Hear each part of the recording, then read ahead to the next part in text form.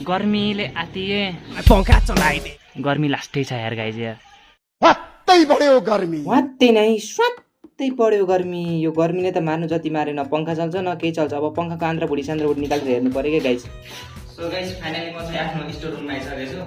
अब यो पंखा यो निकाल्ने, पंखा निकालौँ है।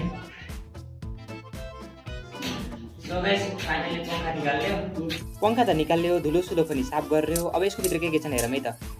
हामीलाई यसभित्र के छ हेर्छौँ है गाइज।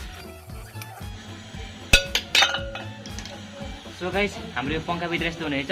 यो चाहिँ हाम्रो क्यापेसिटर होइन, क्यापेसिटर। यो चाहिँ हाम्रो चाहिँ यो कोइल हो होइन, यसलाई चाहिँ कोइल भन्छ यो भित्रकोलाई। अब चाहिँ यता चाहिँ कनेक्सनहरू छ, कनेक्सन बुझ्न चाहिँ तपाईँले गाह्रो पर्छ।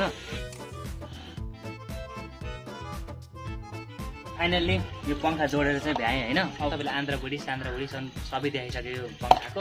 Kurta road Doraemon. हाम्रो घर चाहिँ उड्छ क्या। अब कमेन्टमा खुट्टापाती आइडियाहरू भन्नुहोस् तपाईँहरूको पनि।